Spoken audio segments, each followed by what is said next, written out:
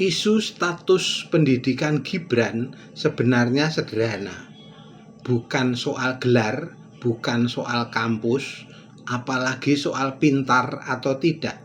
Yang dipersoalkan publik cuma satu, kejujuran.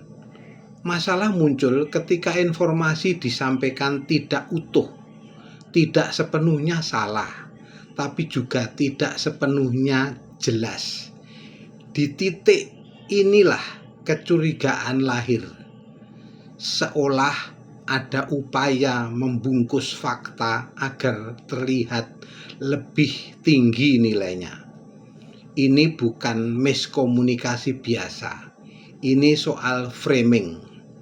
Dalam politik, setengah kebenaran sama bahayanya dengan kebohongan.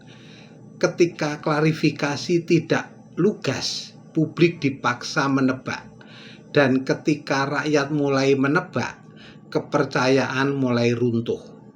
Yang disayangkan, praktik seperti ini memberi pesan buruk. Pencitraan dianggap lebih penting daripada kejujuran. Padahal rakyat tidak menuntut pemimpin harus berpendidikan seperti apa. Rakyat hanya ingin diperlakukan sebagai warga dewasa yang layak diberi penjelasan jujur. Kalau memang jalur pendidikannya berbeda, katakan apa adanya. Tidak perlu dipoles, tidak perlu dibesar-besarkan. Kejujuran justru akan lebih dihargai.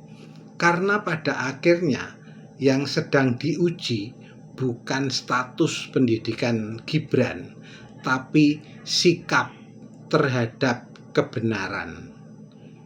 Dan dari situlah kualitas kepemimpinan bisa dibaca.